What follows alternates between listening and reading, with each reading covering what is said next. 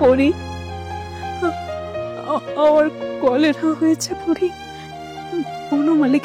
বনমালীকে ডাক তাড়াতাড়ি। টাকাটা রেখেছিস তো?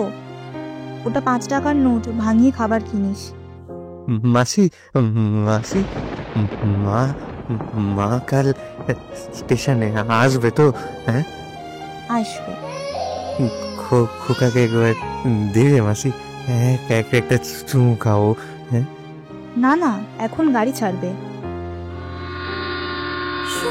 চোখে আমার গান, তাকে শুধু তোকে ঘুম পাড়ানি, সেই কথা শোনা যায় না ঘরে।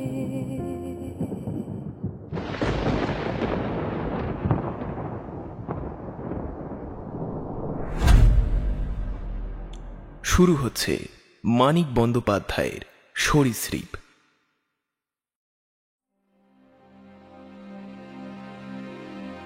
চারিদিকে বাগান, মাঝে বিশাল 3তলা বাড়ি। জমি কিনে ওই বাড়ি বানাতে চারুর শ্বশুরের লাখ টাকার উপর খরচ হয়ে গিয়েছিল। অথচ মাত্র 30,000 টাকার দেনার দায়ে পুরো সম্পত্তিটা চারুর হাত থেকে খসে গিয়ে বনমালীর হাতে চলে গেল। যৌবনে চারু তার টনটনে বুদ্ধির জোরে শ্বশুরের সম্পত্তির এমনভাবে ভাগ বাটোয়ারা করে রেখেছিল যে আত্মীয় স্বজন কেউ কোনো দিক দিয়ে তার 1 পয়সাও নষ্ট করতে পারেনি। কিন্তু সেই তীক্ষ্ণ বুদ্ধি আর নির্লিপ্ততা সারা জীবন ধরে রাখতে চারুর 3টে সমস্যা হয়েছিল। প্রথমত, তাকে আজীবন মেয়ে হয়েই থাকতে হলো। দ্বিতীয়ত, তার আতপাগল স্বামী 20 বছরে একদিনও মরল না, অথচ এই 20 বছরে প্রতিটি মুহূর্ত স্ত্রীর চরিত্র নিয়ে ভয়ানক সন্দেহ করে গেল। তৃতীয়ত, বয়স বাড়ার সঙ্গে সঙ্গে চারুর একমাত্র ছেলের মাথাতেও স্বাভাবিক বুদ্ধির কোনো লক্ষণ দেখা গেল না। শেষ জীবনে ক্লান্ত আর ভীত চারু সম্পত্তি সামলানোর নামে নানা রকম ফন্দি আঁটতে লাগল। যেখানে ক্ষতির ভয় নেই সেখানে তার অতি সাবধানী নজর থাকত, আর যেখানে সর্বনাশ হওয়ার সম্ভাবনা সেদিকটা সে অবহেলায় ছেড়ে দিল।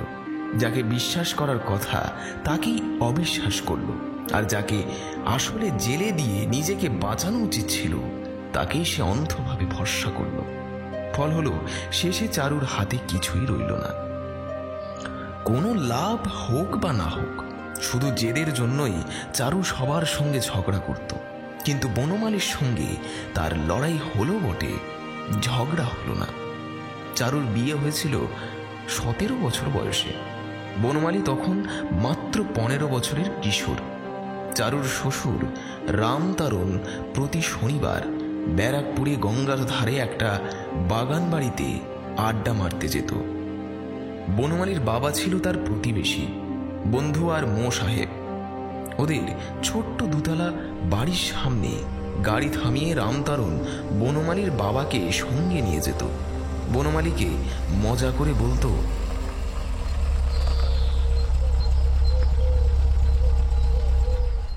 বৌমাকে যেন পাহারা দিতে ভুলিস না বুনো। হাসি মজার মতো শোনালেও কথাটা আসলে পরিহাস ছিল না। শুধু তার বউ বলেই নয়, সব মেয়েদের সতীত্ব নিয়েই রামতারণের অবিশ্বাস ছিল। তাই কোথাও বেরোবার আগে বাড়িতে পাহারাদার রাখত। চারুর দাসীকে জিজ্ঞেস করে প্রকাশ্যে কিছু বলতে চাইত না, তাই মো সাহেবের সরল ছেলেটাকে বাড়িতে রেখে যেত, আর ফিরে এসে নানা ছল চাতুরিতে চারুর খবর জেনে নিত। বনমালীর বাবা সব বুঝত, কিন্তু কিছুই বলতো না, শুধু হাসতো। আর বনমালী যদি মায়ের টানে নিজের বাড়ি চলে আসতো, তবে খবর পেলে ছেলের কান মলে দিত। চারুও সব বুঝত, কিন্তু তার রাগটা বনমালীর ওপর যেত না, বরং বনমালীকে যত্ন করে খাওয়াতো, সারাদিন গল্প করত, আর রাতে নিজের শোয়ার ঘরের পাশের ঘরে ওর বিছানা করত, দরজাটা খোলা রাখত। চুপ চুপ, বাবার হুকুম। রামতারণকে ছেলে এতটাই জমের মতো ভয় পেত যে আর কিছু না বলে শান্ত শিশুর মতো ঘুমিয়ে পড়ত। কয়েক বছর পরে রামতারণ মারা গেলে ব্যবস্থাটা বন্ধ হলো। কিন্তু বনমালীর আসা যাওয়া চলতে থাকলো। তবে শহরে নিজের বাড়ি হওয়ার পর ধীরে ধীরে আশা কমে গেল। এখন বিপদে পড়ে বনমালীকে অতিরিক্ত খাতির করে কোনো সুবিধা নেওয়ার মধ্যে চারুর মনে লজ্জা আর অপমানই হচ্ছিল। তবু একদিন নিমন্ত্রণ করে হাতে পাখা নিয়ে বনমালীকে এত গরম সমাদরে খাওয়াতে বসালো যে পাশানো বলে জল হয়ে যেত।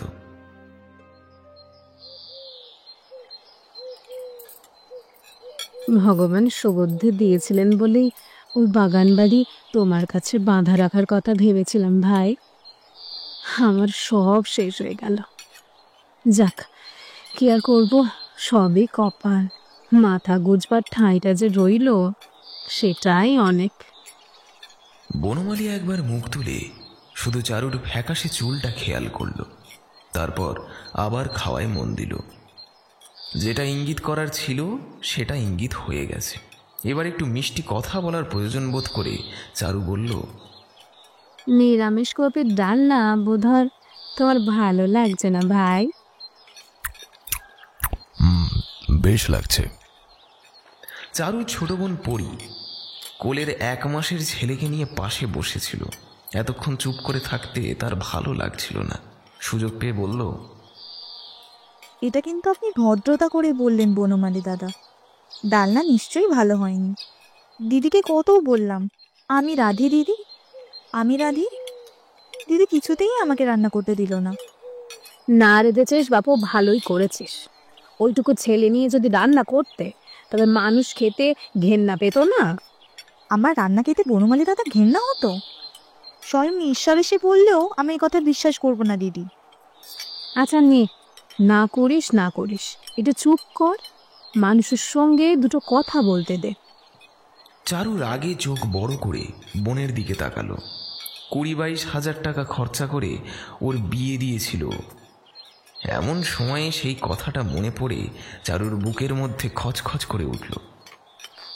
পরীর ছেলে ঘুমিয়ে পড়েছিল। দিদি সামনে বসে থাকলে বনমালীর কাছে পাত্তা পাওয়ার সুবিধে হবে না বুঝে ছেলেকে শোয়ানোর দরকার এখন মনে হলো তার। উঠে দাঁড়িয়ে বলল, অমন করে তাকাচ্ছ কেন দিদি? মুখে কিছু লেগে আছে নাকি আমার? বলেই বনমালীর দিকে তাকিয়ে একটু হেসে সে চলে গেল। দেখলে ভাই, শুনলে মেয়ের কথাবার্তা? আমি নাকি ওর ইয়ার? এই সেদিনও কেঁদে কেঁদে আমায় চিঠি লিখেছে, ও দিদি আমার 5 টাকা পাঠিয়ে দিও দিদি। টাকার বেলায় দিদি দিদি, আর অন্য সময় সে কেউ নয়। ছেলে মানুষ বোঝে না। বোঝে না? কচি খুকি কি না বোঝে না? সব বোঝে সব। বনমালী কিছু বলল না। চারুও নিজের অভিমান আর দুঃখে কিছুক্ষণ চুপ করে থাকলো। তাদের এই নীরবতা কিন্তু আসলে নিঃসম্পর্কীয়, কারণ এখন একজন বয়সী নারী আর অন্যজন মধ্যবয়সী পাটের দালাল। যা বলছিলাম, ভাগ্যে সেই বাড়ি আর বাগান তোমার কাছে বাঁধা রাখার কথা ভেবেছিলাম। টাকা দেবার মেয়াদ পেরিয়ে গেছে, তা বলে তুমি বাড়িটা নিয়ে নেবে না। কিন্তু অন্য কারো কাছে দিলে কি সর্বনাশটা হতো বলো তো? তা ঠিক। বাগান বাড়ি অন্যের হাতে চলে যেত, কিন্তু আমার কাছে বাড়ি তো তুমি বাঁধা রাখুনি চারুদি, বিক্রি করেছিলে। উমা, সে কি? বাড়ি বিক্রি করলাম কবে? দলিলের নকলটা একবার পড়ে দেখো।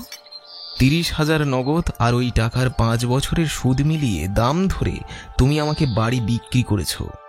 যদি নিয়ম মাফিক সুদ দিতে তবে বলতে পারতে বাধা আছে। চারুর মুখ ফ্যাকাশে হয়ে গেল, সামলাতে পারল না। কি বলবে কিছুই মাথায় এলো না। শেষে বলল, তুমি হাসছো? বনমালীর মুখ থেকে কিন্তু হাসিটা অনেক আগেই মুছে গেছে। তবু কিছু বলল না। জীবনের একটা শিক্ষা বনমালী খুব দামি মনে করে রেখেছে। একই কথা দুবার মুখে আনা যায় না। বারবার বললে কথার দাম কমে যায়। আমি বলি কি, 30 হোক আর 32 হোক, দিনা তো তোমার আমি শোধ দিতে পারছি না। এই বাড়ি দিয়েই তুমি করবে বাকি, তার চেয়ে বিক্রি করে দাও, তোমার টাকা তুলে নাও। বাকিটা আমায় দাও। তোমার 30,000 টাকা বাদ দিলে যা থাকবে তাই দিয়ে দেশে একটা ছোটখাটো বাড়ি করে থাকবো। জমি জমা যা আছে 2-4 বিঘে, তার খাজনা পাই না, ফসল পাই না, নিজে থাকলে কিছু একটা ব্যবস্থা হবে। বনমালী খাওয়া বন্ধ করলো। আজকাল সে কোনো কিছুতেই অবাক হয় না, কিন্তু চারুর কথায় সে যেন অবাক হয়ে গেছে। তুমি এবারে বিক্রি করতে যাও, খেয়ে বছো নাকি? কেন? তোমার টাকা তো তুমি পাবে। আমার টাকা চুলোয় যাক। রাগ করো না ভাই, মেয়ে মানুষ তো, কিছুই বুঝি না। ভুবনের বাড়ি বিক্রি করার পরামর্শ তোমায় কে দিল? ওসব উল্টোপাল্টা কাজ একদম করো না। সময়টা জানো চারুদি, আমারও খুব একটা সুবিধা যাচ্ছে না। তোমার এই বাড়িটা বন্ধক রেখে কিছু টাকা ধার পেয়েছি, একটু সামলে উঠলেই ছাড়িয়ে নেব। তারপর? ভুবনের বাড়ি ভুবন ফিরে পাবে। কিন্তু তোমার টাকা, তোমার 30,000 টাকা? হ্যাঁ, ভুবনের কাছে জমা থাকবে।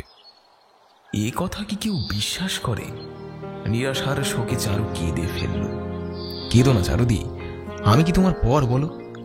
আগে তুমি আমাকে কত ভালোবাসতে। শুনে চারুর কান্না থেমে গেল। বনমালী যদি মজা করে থাকে, বিশেষ করে পুরনো কথা তুলে মজা করে থাকে, তবে সত্যিই আর কোনো আশা নেই।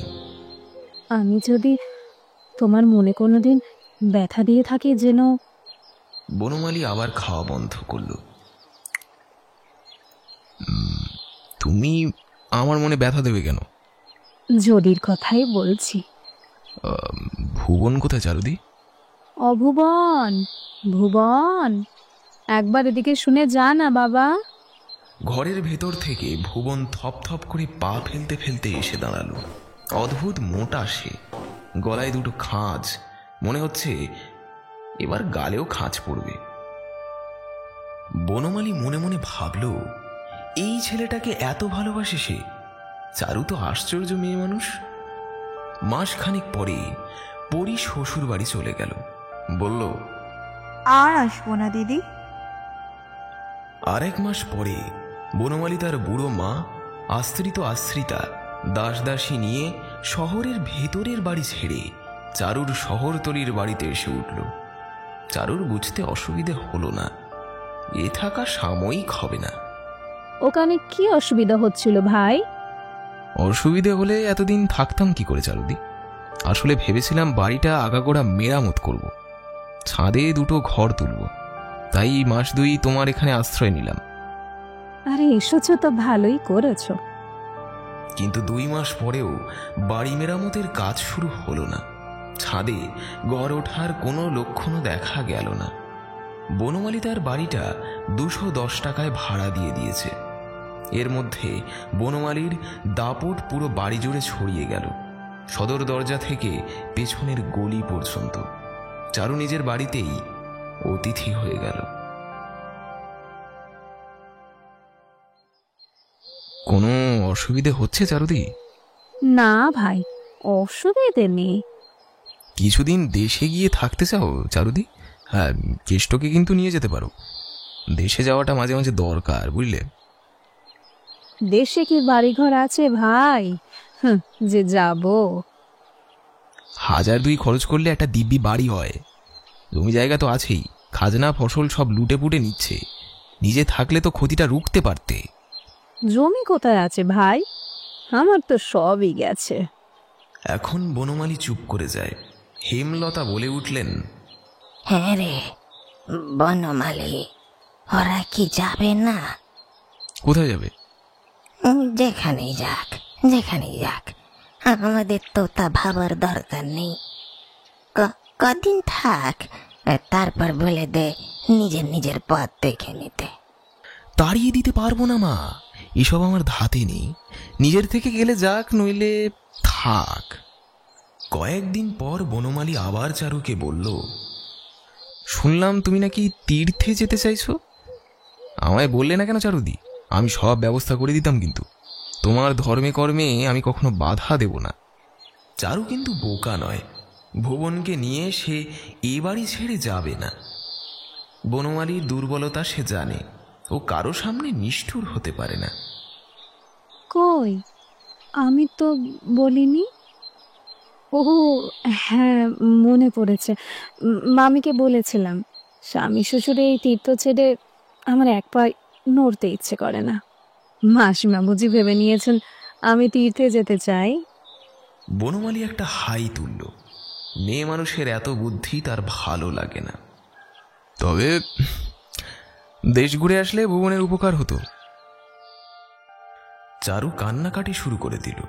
বনমালী আর কিছু না বলে বাগানে গিয়ে হাঁটতে লাগলো। ভাবল, কি আর হবে, থাক, কত কাজ তো ঘাড়ে চাপছে, চারুদির ভারটাই বা এমন কি। এরপর একদিন পরি বিধবা হয়ে দিদির কাছে এসে পড়ল।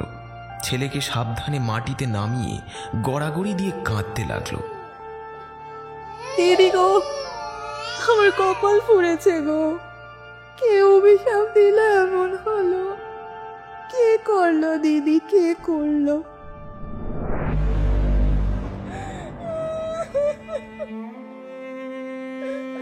চারু আঁচল গলায় পেঁচিয়ে ফাঁস দেওয়ার চেষ্টা করছিল, কিন্তু হেমলতা ফাঁস খুলে দিলেন।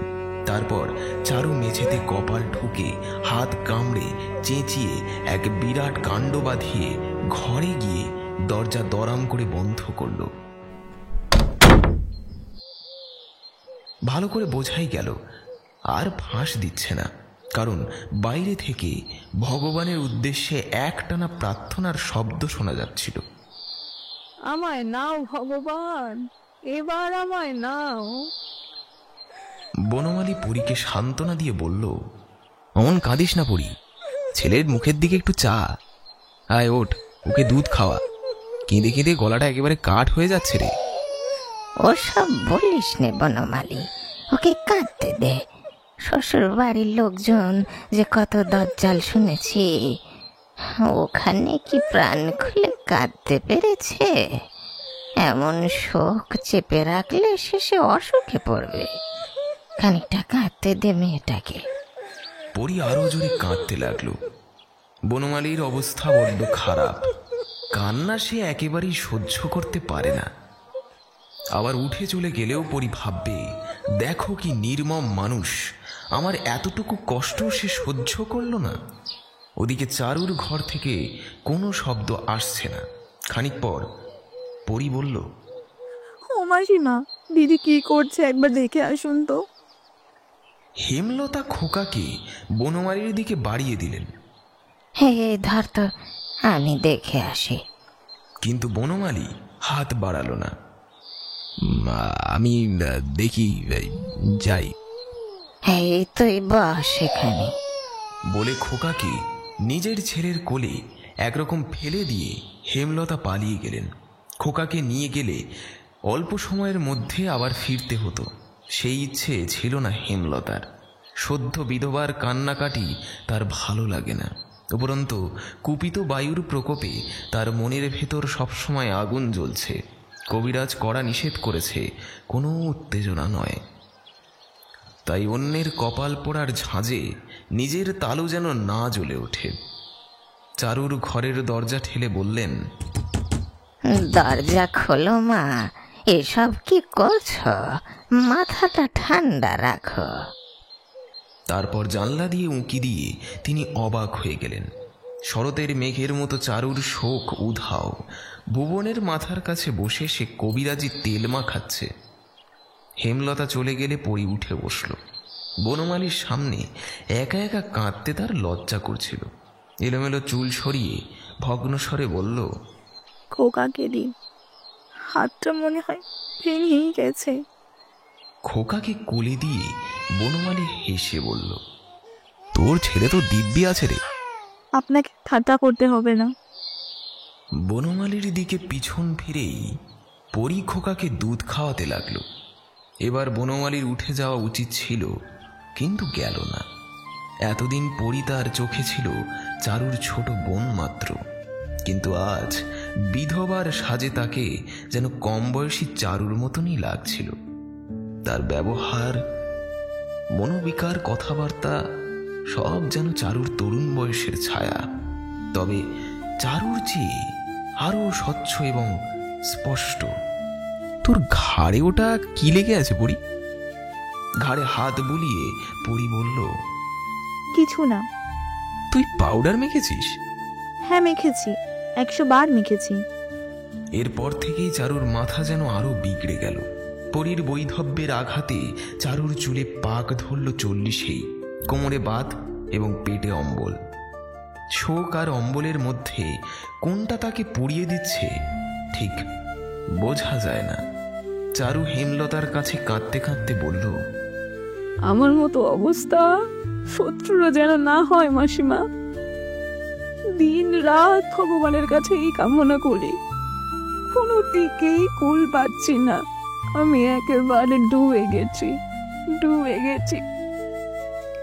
মাথা ঠান্ডা রাখো মা, কি করবে, মাথা ঠান্ডা রাখো। কিন্তু চারুর মাথা ঠান্ডা হয় না। ভেবে ভেবে তার মাথা আরো গরম হয়ে যায়। একটা ছেলের ভবিষ্যৎ নিয়ে সে আকুল ছিল, তার উপর আবার কচি বোন খোকা নিয়ে এসে বসে পড়েছে ঘাড়ে। কোন দিকে সামলাবে সে?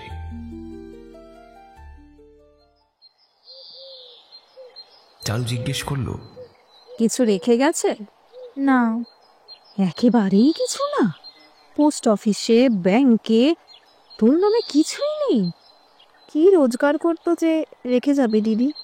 মাস গেলে হাত খরচের জন্য বাবার কাছে হাত পাততো, রেখে যাবে কি? আর আমি যে দিয়েছিলাম? সব শ্বশুরের সিন্ধুকে ঢুকেছে, খাট পালঙ্ক ছাড়া কিছুই নেই।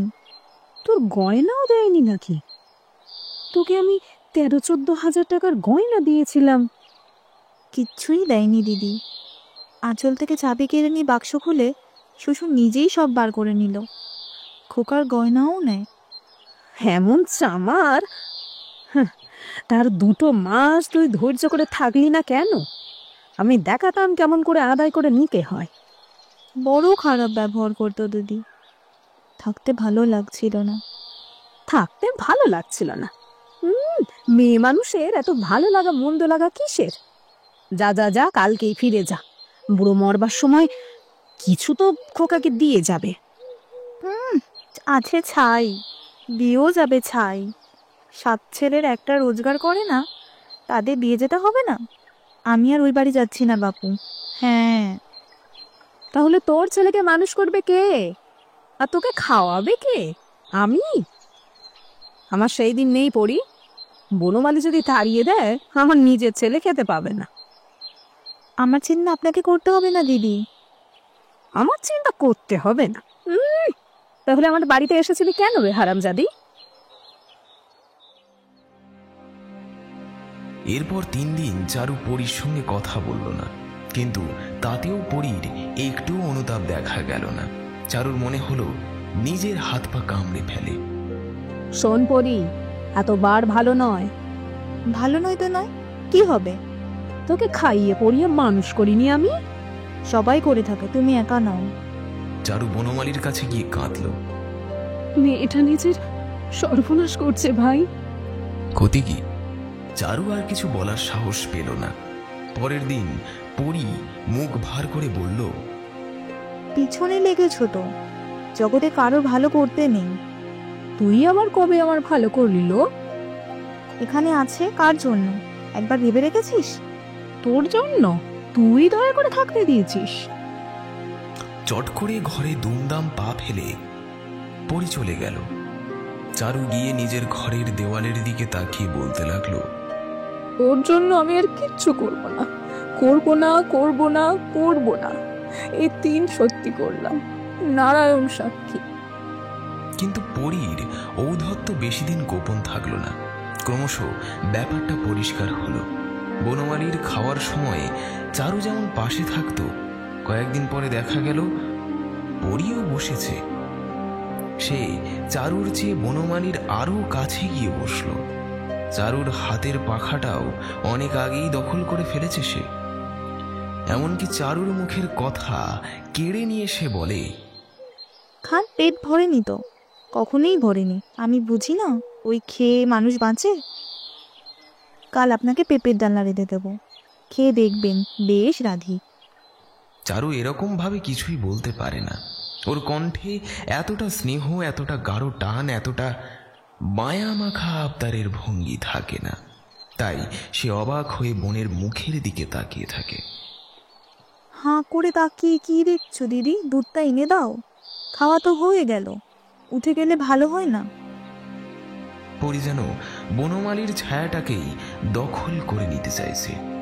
আশেপাশে কোথাও সে সব সময় উপস্থিত।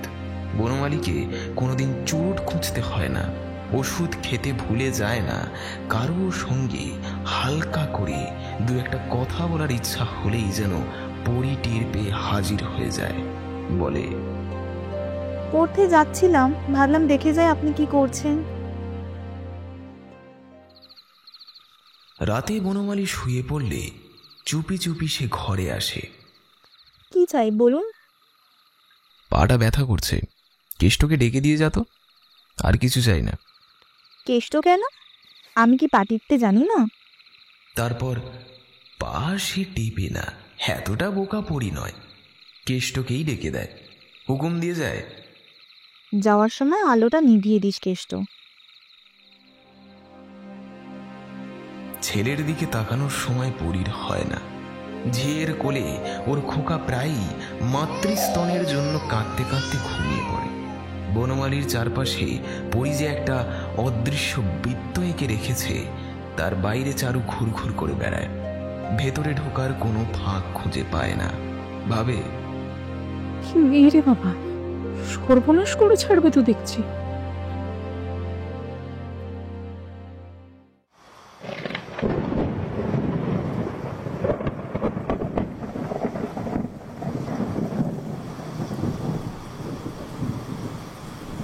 একদিন গভীর রাতে প্রচণ্ড ঝড় বৃষ্টি শুরু হলো।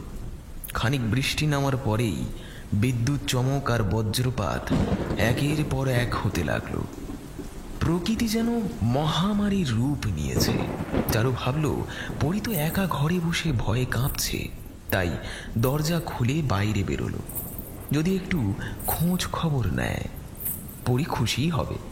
বনমালীকে যেভাবে সে আঁকড়ে ধরেছে, তাকে খুশি রাখা দরকার বোধ হয়। নিশুতি রাত, ঘরবাড়ি বিদ্যুতের আলোয় এক মুহূর্ত ঝলসে উঠে আবার অন্ধকারে ঢেকে যাচ্ছে। চারু বারান্দা পেরিয়ে পরীর ঘরের দিকে গেল। মনে হচ্ছিল যদি বজ্রপাতটা ঘাড়ে এসে পড়ে।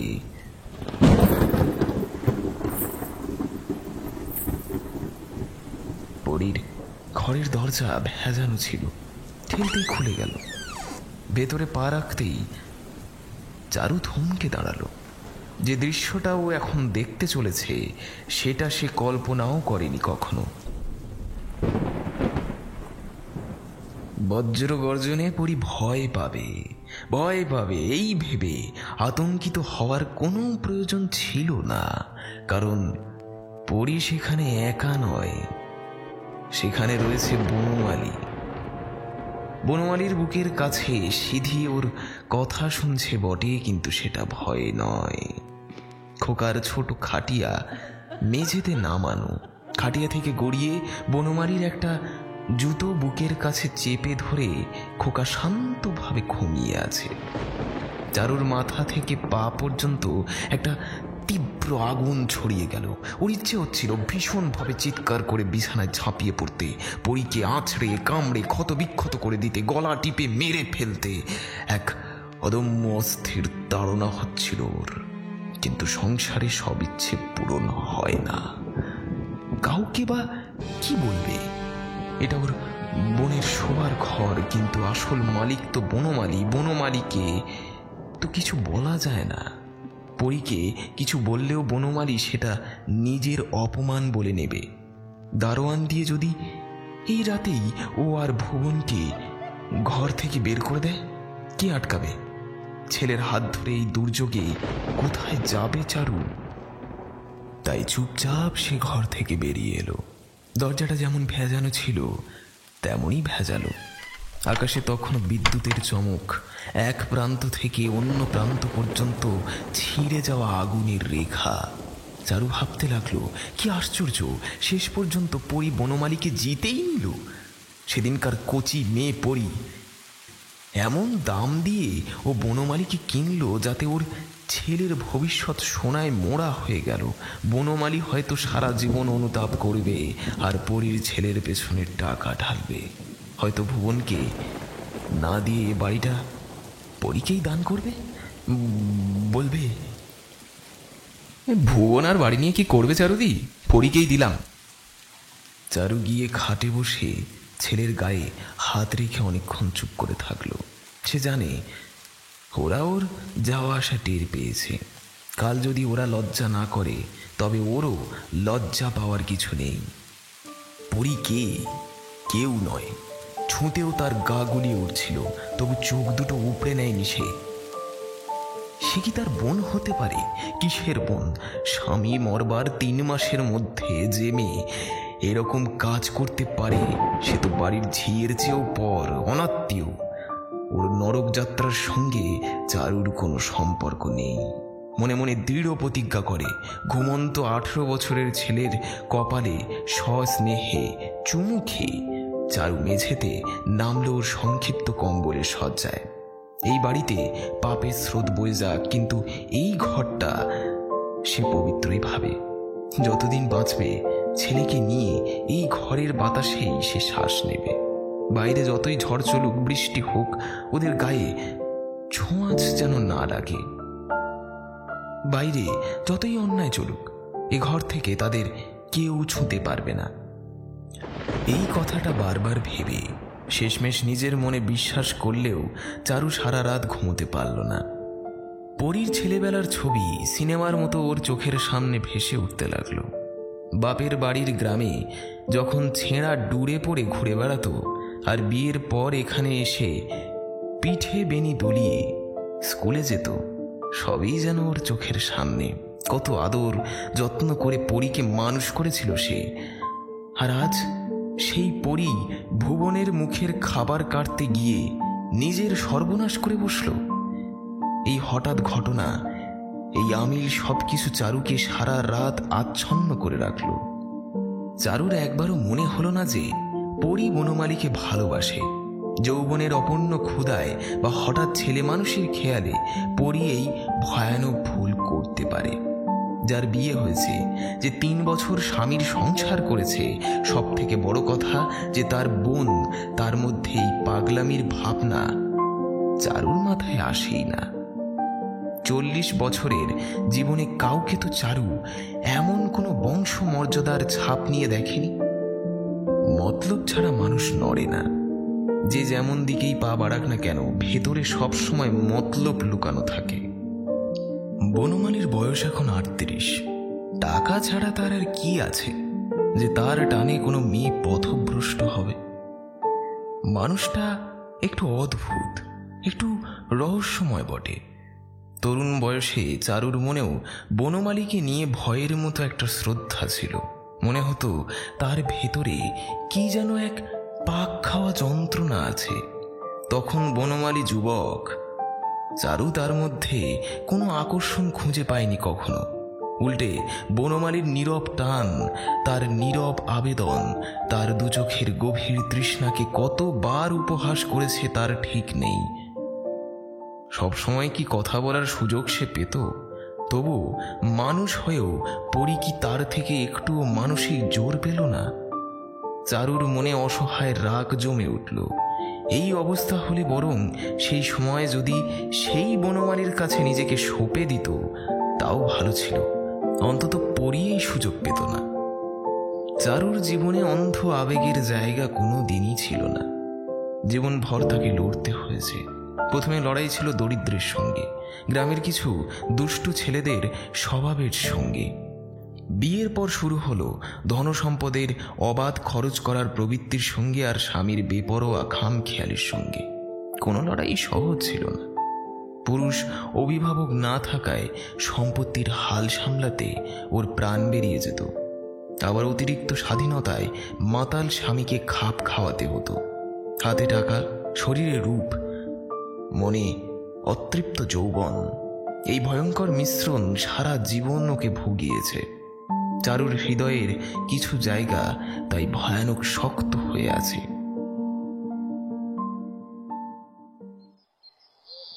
পরের দিন সকালে সে নিজে গিয়ে পরীকে ডাকলো, যেন কিছুই ঘটেনি। নে ওঠ, এবার অনেক বেলা হয়ে গেছে। পরী কোনো উত্তর দিল না, পায়ের বুড়ো আঙুলের দিকে তাকিয়ে চুপচাপ শুয়ে রইল। খোকাকে কোলে তুলে বাইরে এসে চারু একবার গভীর হাঁপ ছাড়ল, কিন্তু তখনও আর একজনকে সামলানো বাকি। বনমালীকে চারু খুঁজে পেল বাগানে। এক মুহূর্তের জন্য চারুর বুকটা ধক করে উঠল। এই তো সেই বাগান যেখানে একদিন গোধূলি আলোয় বনমালী প্রায় জোর করেই ওকে চুমু খেতে গিয়েছিল। যদি সেদিন সে বাধা না দিত। গাছের ডাল থেকে টপ টপ করে জল পড়ছে, কিছু ফুলের গাছ নষ্ট হয়ে গেছে। কি বৃষ্টিটাই না হলো কাল। বেশ ঠান্ডা পড়েছে। হ্যাঁ, কদিনের গরমে প্রাণটাই যায় যায় করছিল। আমি আজ একবার তারকেশ্বর যাচ্ছি ভাই। খেমতির মা 200 টাকা চেয়েছে, মেয়েকে নিয়ে কাশি যেতে চায়। তুমি যাবে ওদের সঙ্গে? চারু মাথা নাড়ল। তারকেশ্বর রওনা হওয়ার আগে চারু বলে গেল, ভুবন রইল ভাই, একটু দেখে নিও। আর শোনো, কাল পড়ি না একাদশী। এই বয়সে একাদশী করার কি দরকার বলো তো? কথা শুনবে মেয়ে, তোমার কথা মানে। ফল টল যদি একটু খাওয়াতে পারো, একটু চেষ্টা করো ভাই।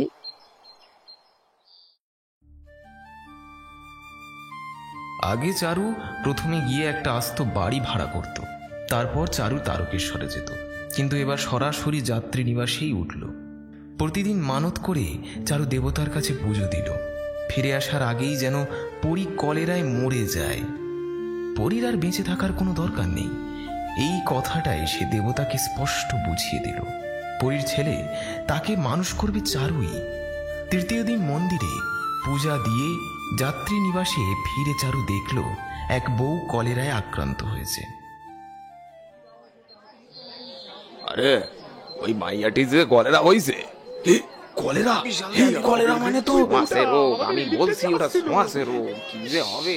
তাকে সরিয়ে দেওয়ার তোড়জোড় আর যাত্রীদের পলায়ন হুল্লোড় পুরো যাত্রীশালা সরগরম হয়ে উঠেছে। সকালে বউটির সঙ্গে চারুর আলাপ হয়েছে। স্বামীর অম্বলের অসুখের জন্য ছোট ছোট ছেলে মেয়েকেও নিয়ে মরিয়া হয়ে ধন্না দিতে এসেছিল। মেয়েটির নাম কনক, বয়স কম। হাঁটা চলায় ওর ভঙ্গি অনেকটা পরীর মতো। সকালে দেওরের শিশুকে দুধ খাওয়ানোর জন্য একটা পাথরের বাটি ধার নিতে এসেছিল চারুর কাছে, আর সেই সূত্রে মিনিট 10 বেশ ভাব হয়ে গিয়েছিল। হ্যাঁ মাসিমা, কদিন থাকবেন আপনি? আজ নিয়ে 3 দিন, আরো 5-6 দিন থাকার ইচ্ছে আছে। এখন সব বাবা যা করেন। পরের কাছে পাগল ছেলে ফেলে এসেছি মা, থাকতে কি মন চায়। কিন্তু দেখি কয়েকটা দিন ছেলেটাকে কেমন যত্নআত্তি করে। আমি চোখ বন্ধ করলে তো ওদের কাছেই থাকতে হবে। এসো বাছা, এসো, বসো এখানে। পা কুটি বসো না, বিছানা একটু নোংরা হতে পারে। তুমি বোধহয় ভাবছো ছেলেকে ওরা কিভাবে রাখছে, ফিরে গিয়ে আমি কি করে জানবো? এতকাল একটা জমিদারি সামলেছি, আমার কি সব ভুল হলে হবে বাছা? ব্যবস্থা করেই এসেছি। আমাদের পদ্মজি আছে না, পদ্মজিকে 2 করে টাকা দিয়ে এসেছি। চোখ দিয়ে সব দেখবে, কান দিয়ে সব শুনবে। আমি ফিরে গেলে সব আমায় জানাবে। এখানে এসে চারু মনে মনে স্বস্তি পায়। বাড়িতে থাকলে কথার একটু সংযম দরকার হয়, কিন্তু মানুষ তো যে যার হৃদয় নিয়ে বাঁচে। কনক বলেছিল, আপনি তাহলে থাকবেন কদিন? আমার দেওরটাকে একটু দেখবেন মাসিমা। বাবার দয়া হতে 2 দিন লাগবে কি 3 দিন লাগবে, একদমই তো ঠিক নেই না। একা কি করে থাকবে এখানে ভেবে খুব চিন্তা হচ্ছিল। আপনি যখন আছেন তখন নিশ্চিন্ত হলাম। কনক হেসেছিল। দেওরকে ডেকে বলেছিল, মাসিমাকে প্রণাম করো। না না না না না, একে দূর করো, আমি কিচ্ছু শুনবো না। শুনবো না কেন? কালী কনক ধর্ণা দেবে স্থির করেছিল, অথচ আজই এমন বিপদ। ছেলে মানুষ দেওর একেবারে দিশে হারা হয়ে গেছে। যেটা বলা হচ্ছে সেটাই করতে গিয়ে কিছুই করতে পারছে না। এদিকে যাত্রী নিবাসের কর্তা একটা গাড়ি ডেকে আনলো, ক্রমাগত বলছে, যাও না এ চোকরা, হাসপাতালে নিয়ে যাও না, সবাইকে মারবে নাকি? আচ্ছা বিয়াক্কে লোক তো তুমি, কথাটা জানাজানি হয়ে যাওয়ার আগে আমাকে বলতে পারলে না? দেখুন, আপনারা কেউ ভয় পাবেন না, আমি বলছি কোনো ভয় নেই। রোগীকে হাসপাতালে পাঠিয়ে আমি এখনই প্রতিটা ঘরের চৌকাঠ থেকে চাল পর্যন্ত ডিসইনফেক্ট করে দিচ্ছি। আপনাদের যদি কিছু হয় তখন আমাকে বলবেন। চারু চাকরকে গাড়ি আনতে পাঠালো। দেওর এতক্ষণ তাকে দেখতে পায়নি, এবার চোখ পড়তেই যেন ভরসা পেল। মাসিমা দেখুন না, এরা জোর করে হাসপাতালে পাঠিয়ে দিচ্ছে, আপনি একটু বলে দিন না। তা নিয়ে যাও না বাছা হাসপাতালে, এখানে আবার কি চিকিৎসা হবে? আচ্ছা, এখন একজন ডাক্তার ডাকুনি, করেছো কি? আগে ডাক্তার আনতে পাঠাও, তারপর অন্য কথা হবে। বলেই চারু নিজের ঘরে ঢুকে দরজা বন্ধ করে দিল। এমন সময় গাড়ি নিয়ে চাকর ফিরে এলো।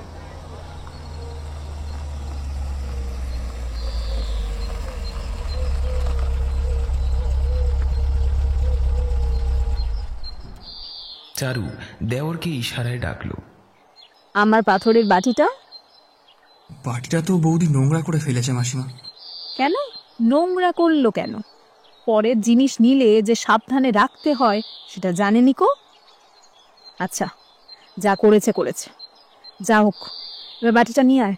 একটু দাঁড়ান, আমি ধুয়ে আনছি। দাঁড়াবার সময় নেই আমার। তোমার বাটি ধোয়ার জন্য আমি গাড়ি আটকে রাখবো নাকি? যেমন আছে তেমনই নিয়ে এসোগে যাও। দেওর আর কিছু না বলে বাটি এনে দিল। চারু নিজের পরনের কাপড় মাটিতে বিছিয়ে এতেই দাও। কাপড়ে বাটিটা সাবধানে জড়িয়ে চারু পুঁটলি বানালো, তারপর সেটা তুলে নিল। নিজের জিনিস ফেরত পেয়ে চোরের মতো চারিদিকে কয়েকবার তাকালো, তারপর দেওরের হাতে 10 টাকার নোট গুঁজে দিয়ে তাড়াহুড়ো করে চলে গেল। বাড়ি ফিরে ধুলোমাখা পায়ে চারু সবার আগে পরীর হাতে বাটিটা দিল, তাতে দেবতার নির্মাল্য ভরা। আহা, এক হাতে নয়, 2 হাতে ধর। ছেলের মা তুই, তোর সাহস তো কম নয়। কপালে ঠেকিয়ে খেয়ে ফেল। দুটো ভাত যে দিদি। ভাত নয়, প্রসাদ খা। চারু দাঁড়িয়ে দাঁড়িয়ে পরীর নির্মাল্য খাওয়া দেখল, তারপর বাটিটা নিয়ে স্নানের ঘরে গিয়ে সাবান সোডা দিয়ে বারবার মাজল। নিজে 1 ঘন্টা ধরে স্নান করে এসে দেবতার ফুল ভুবনের কপালে ছোঁয়ালো। ভুবন, তোকে সবাই ভালোবেসেছে? না, আমি তো তোমার কাছেই পালাচ্ছিলাম। কি কেষ্টু আমার ধরে আনলো কেন? ঘরে না বন্ধ করে রেখেছিল। কি রে পদ্ম, সবার ব্যবহার কেমন দেখলি? খারাপও নয়, আবার খুব ভালোও নয়, মাঝামাঝি। পরি ঠিক সময় না হোক বোনপোকে খাওয়াচ্ছে, কাঁদলে ভোলানোরও চেষ্টা করছে, তবে চোখে চোখে রাখে না কেউ। কাল দুপুরে ভুবন পালাচ্ছিল, আমি দেখে কেষ্টুকে বলাই ও ধরে এনেছে। তারপর গোলমাল শুনে বনমালী কয়েক ঘন্টা ঘরে বন্ধ করে রেখেছিল। কি জানো মা, মার মতো করে কি আর কেউ করে? আমি তো চিরকাল বাঁচবো না পদ্ম, তখন কি হবে? মারধর করে না তো কেউ। আসলে কেষ্ট ভুবনকে একটু মেরেছিল, কিন্তু পদ্ম সেটা লুকিয়ে গেল। না, মারধর কেউ করেনি।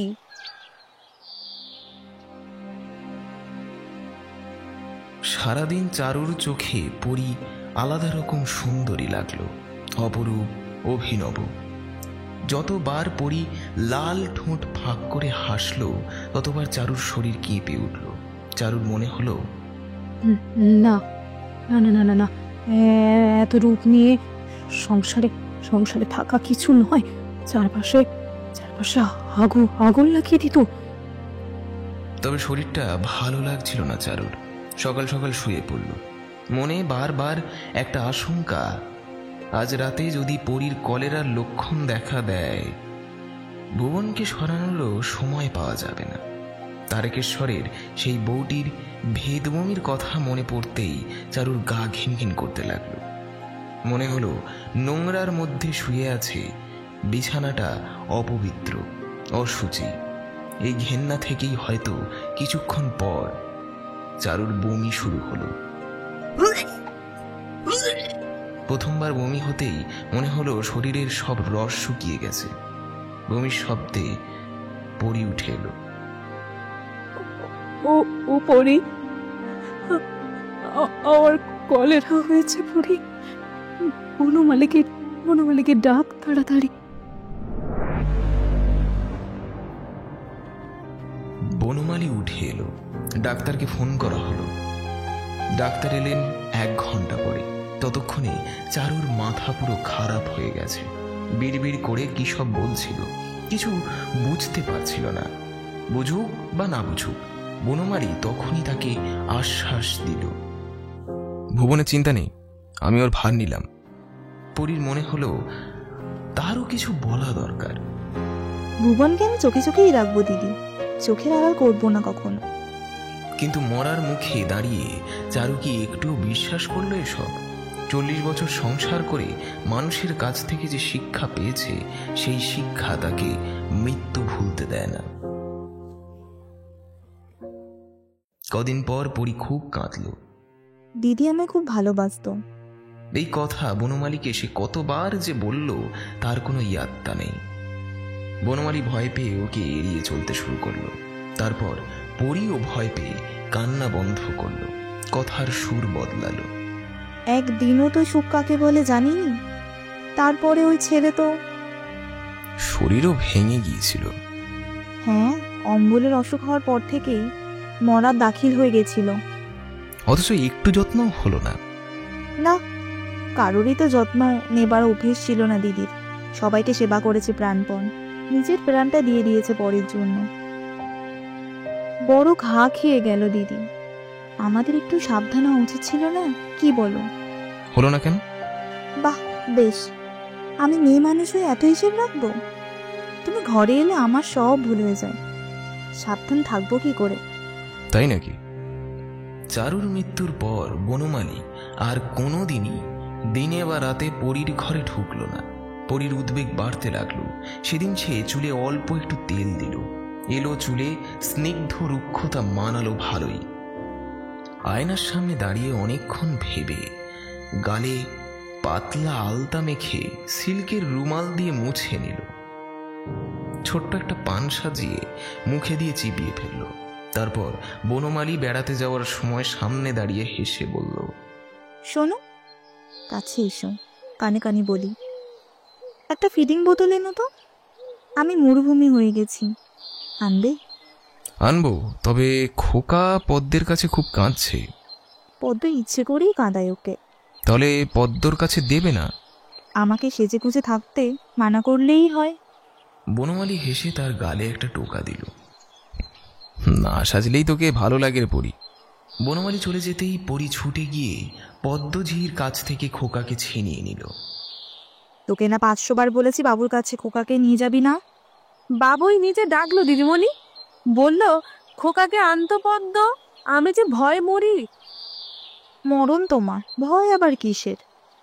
তা যাই বলো, বাবুকে আমি ভীষণ ভয় পাই দিদিমণি। দেখলে বুকের মধ্যে ধক ধক করে। আচ্ছা আচ্ছা, বেশ করিস। তারপর ভয় ভয় খোকাকে নিয়ে গেলাম। বাবু কোলে নিল, আদর করলো, এমনকি চুমু পর্যন্ত খেলো। তারপর বলল, বেশ ছেলেটা না রে পদ্ম। লজ্জায় মরে যাচ্ছিলাম দিদিমণি। বনমালী বেড়ানো থেকে ফিরে এলে পরি জিজ্ঞেস করলো, আচ্ছা, পরের ছেলেকে তুমি এত ভালোবাসো কি করে? হিংসা হয় না তোমার? না, দুদিনের জন্য এসেছে, আবার হিংসে করবো কেন? বরং তোদের ছেলে বলেই ভালোবাসি। পরীর মুখ শুকিয়ে গেল। এই কি পরিণাম! কত সংক্ষিপ্ত আর কত সাংঘাতিক! তাহলে কি আয়নাই তাকে প্রতিদিন মিথ্যে দেখিয়েছে? বনমালীর সেই উগ্র আবেগময় ভালোবাসা এর মধ্যেই শেষ হয়ে গেল। আয়নায় নিজেকে সে প্রতিদিন নতুন মনে করে, নতুন ভঙ্গিমা আবিষ্কার করে, অথচ বনমালীর কাছে সে পুরনো হয়ে গেল। পরীর বুক দুরুদুরু করতে লাগলো। পাপের সমান অংশীদার তখনও চোখের আড়ালে যায়নি। তাকিয়ে পরীর মনে হলো পদ্মজি খুব একটা মিথ্যে কথা বলেনি। বনমালীকে সেও ভয়ই করে। আসলে অবস্থা পেরিয়ে যাওয়াই বনমালীর স্বভাব। জীবনের কোনো স্তরেই তাকে বেশি দিন আটকে রাখতে পারে না। বৈচিত্র্যগুলো দ্রুত গতিতে ভোগ করে নেয় সে, আর ক্লান্ত হয়ে পড়ে। তার উপভোগ যেমন প্রবল তেমনি অধীর। জীবনের রস যত সূক্ষ্মই হোক তাড়াতাড়ি শেষ করে ফেলে বনমালী। চারুকে ভালোই জব্দ করেছিল বনমালী। চারু ছিল বনমালীর কৈশোর বয়সের নেশা, অদম্য, অবুঝ, দীর্ঘস্থায়ী। যে বয়সে প্রথম নারী শরীরের আকর্ষণ বোঝা যায়, আবার নারী অভাবের কষ্ট টের পাওয়া যায়, সেই বয়সেই বনমালী চারুকে কামনার চোখে দেখেছিল। চারু আসলে ওর সাথে খেলাই করত।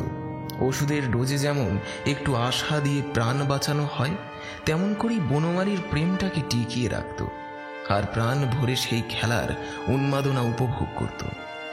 বনমালীর একগ্রাসে ভরপেট খাওয়ার প্রবৃত্তি ছিল, ক্ষুধার্থ অন্য বন্য জন্তুর মতো। কিন্তু চারুর শক্ত সাবধানতার দেওয়ালে ঘুরপাক খেয়ে দিনের পর দিন, মাসের পর মাস মরত সে। পরীর রূপ আছে, কিন্তু চারুর মতো প্রতিভা নেই। বনমালীর পাক খাওয়া মনকে সে একমুখ করে রাখতে পারেনি। ওর নদীতে হাঁটু ডুবিয়ে বনমালী পার হয়ে গেল। পরী তাকে ভাসিয়ে নিয়ে যেতে পারল না। পরী তার ঘরে যত্ন করে শয্যা পাতত, বালিশের নিচে জুই আর বেল ফুল রাখত, কিন্তু যাকে নিয়ে ফুলগুলো সুবাস ছড়াতে ছটপট করত সে আসত না। সরাসরি ডাকতে পরীর সাহস হতো না, শুধু জানলায় বসে কাঁদত। এখন বর্ষাকাল, প্রায় রোজ রাতেই বৃষ্টি নামে। ভেজে অন্ধকারে গুহায় থাকা নাগকন্যার মতো পরী ফুলে ফুলে নিঃশ্বাস ফেলত। খোকা কাঁদত, কোকাত, গলা বসে যেত, শেষে ক্লান্ত হয়ে ঘুমিয়ে পড়ত। তখন পরী কোনো সাড়া দিত না। খানিক পর খোকার মুখের উপর ঝুঁকে মন্ত্র পড়ার মতো বিড়বিড় করে বলতো, শোধ নিস, শোধ, তাতেই হবে। ছাড়বি কেন? শোধ নিস।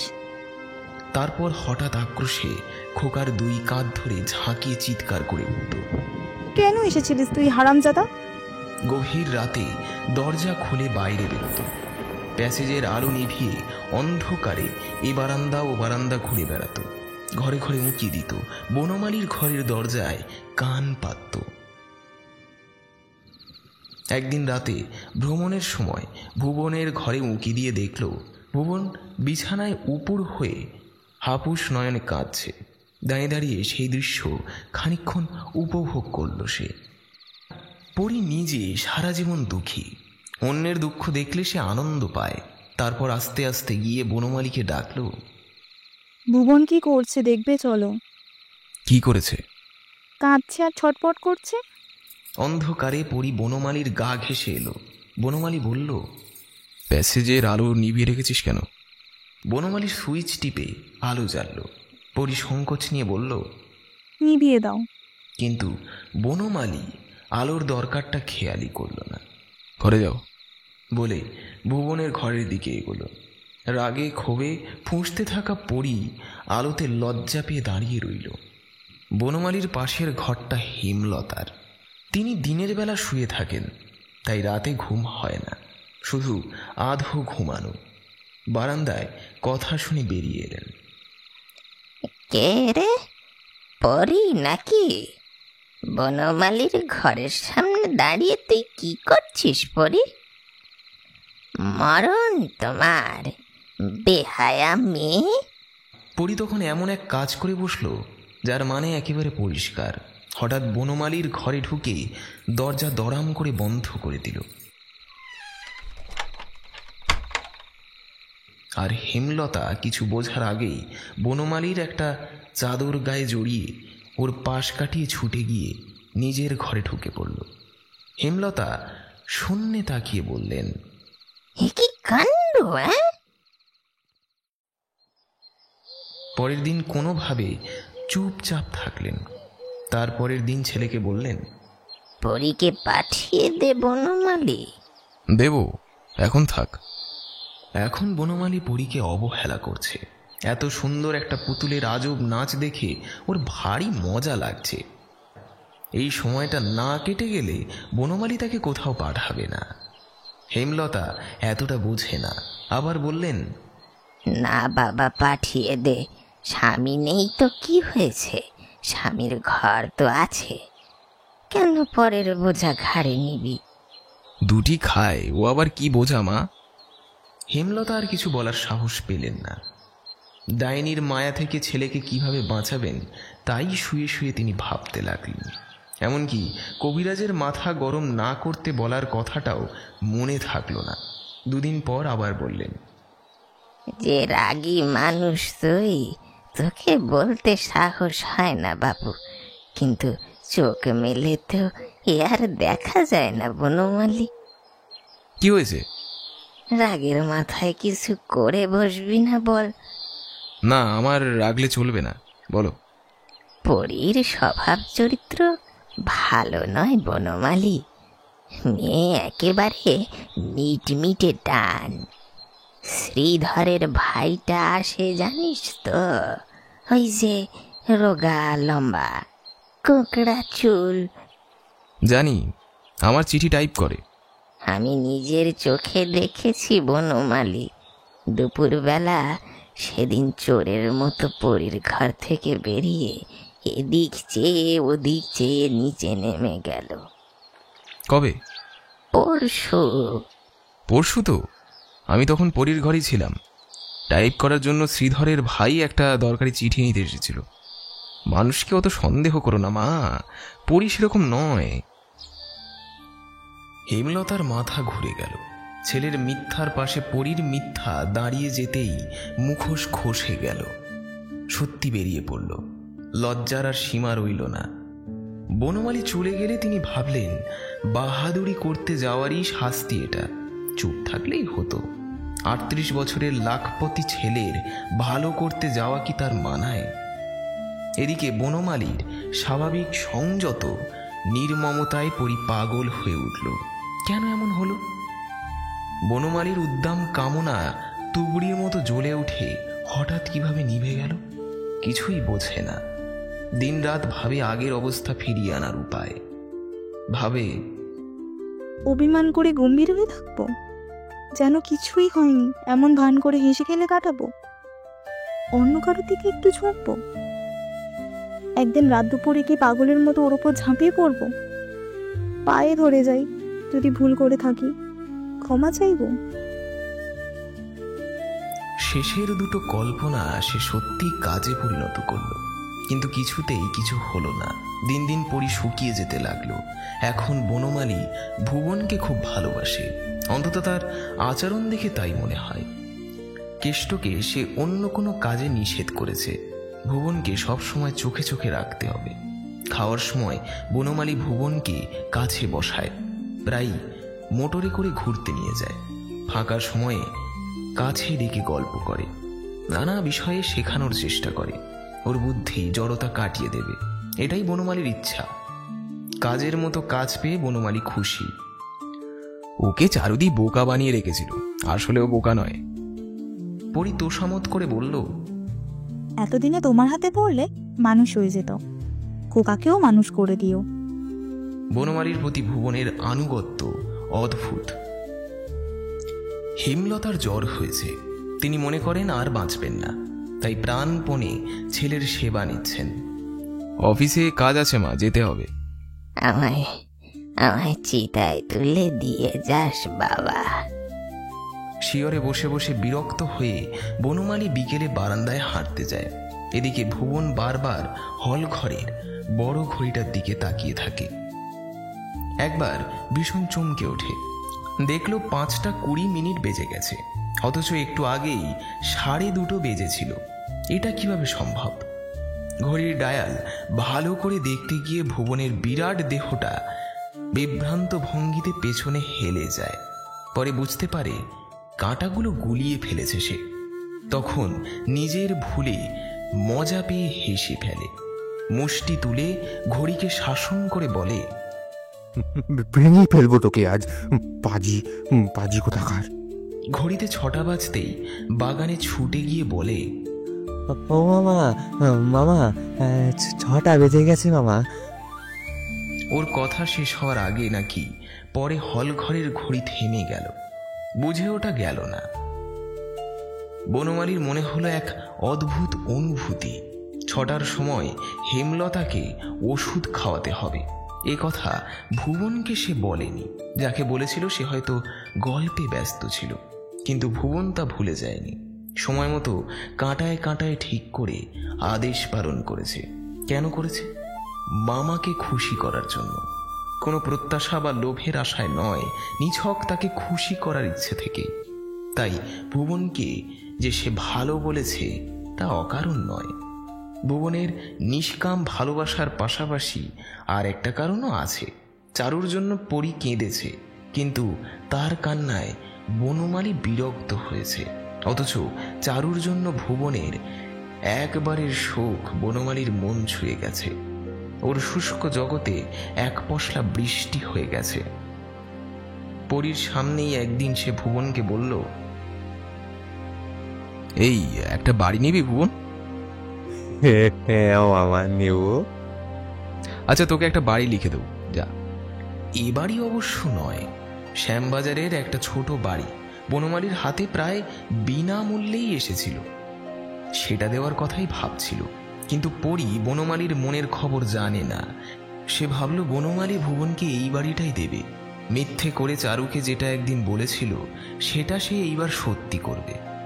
পরীর বুকের ভেতর জ্বালা শুরু হলো। খোকাকে অনেকক্ষণ বুকে জড়িয়ে রাখলেও সেই জ্বালা কিছুতেই কমল না। সারাদিন পরীর মেজাজ খিটখিটে হয়ে রইল। বনমালীর আশ্রিতাদের মধ্যে সবথেকে নিরীহ খেন্তির মাকে এমন অপমান করল যে গৃহপালিত কুকুরের মতো অসহায় হয়ে বেচারি কেঁদে ফেলল। তারপর পদ্মঝির সঙ্গে পরীর ঝগড়া বেঁধে গেল। বিকেলে বিনা অপরাধে কেষ্টকে নিজের পায়ের ঘাসের চটি ছুঁড়ে মারল।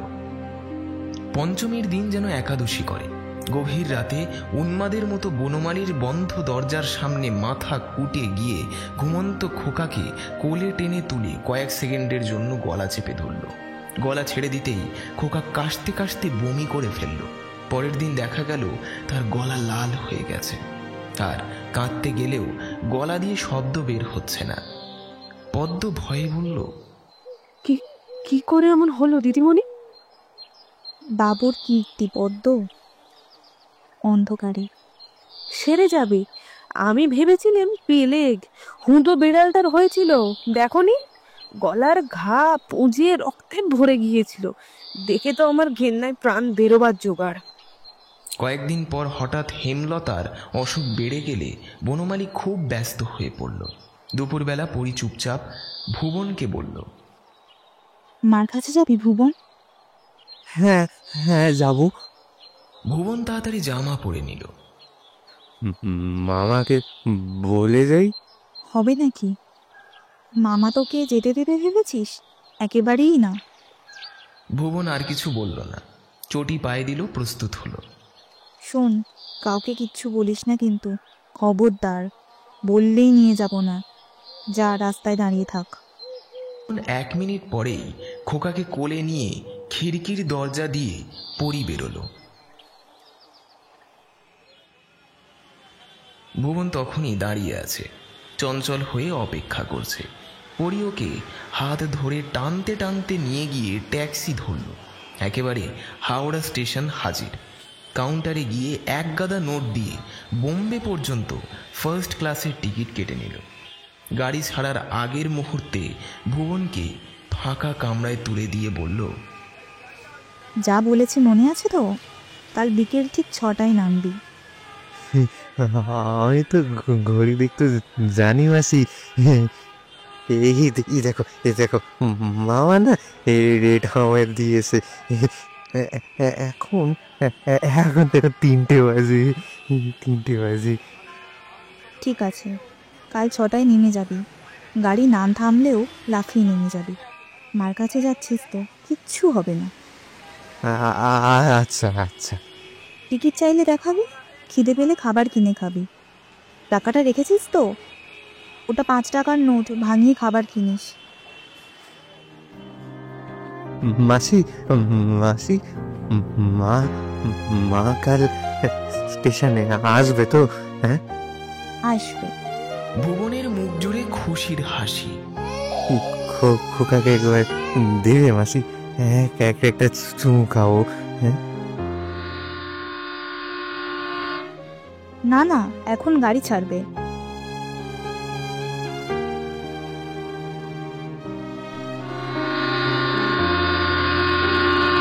শূন্য চোখে আমার গান, তাকে শুধু তোকে ঘুম পাড়ানি, সেই কথা শোনা যায় না ঘরে।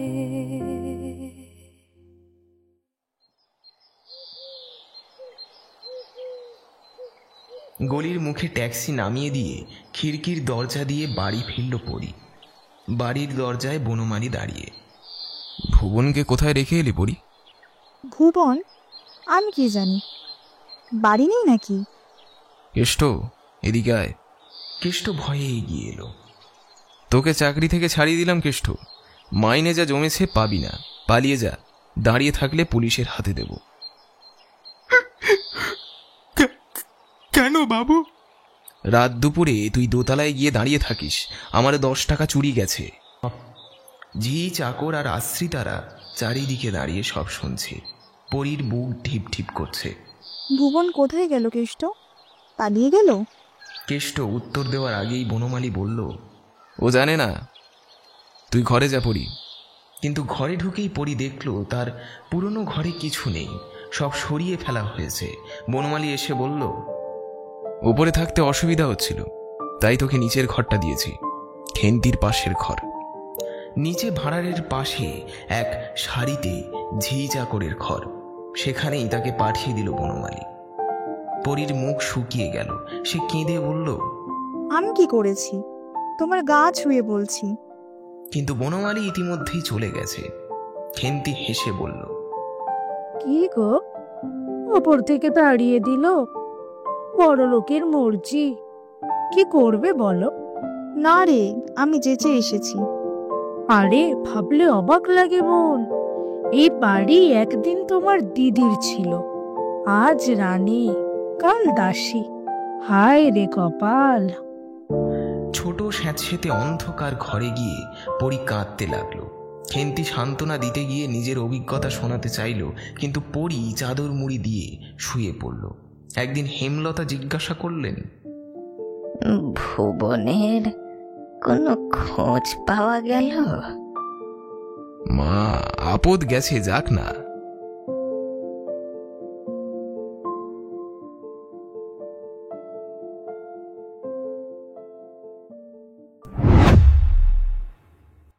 শুনছিলেন মানিক বন্দ্যোপাধ্যায়ের লেখা সরীসৃপ।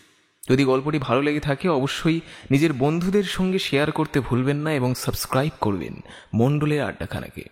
দেখা হচ্ছে পরের গল্পে, ততদিন ভালো থাকবেন, সুস্থ থাকবেন।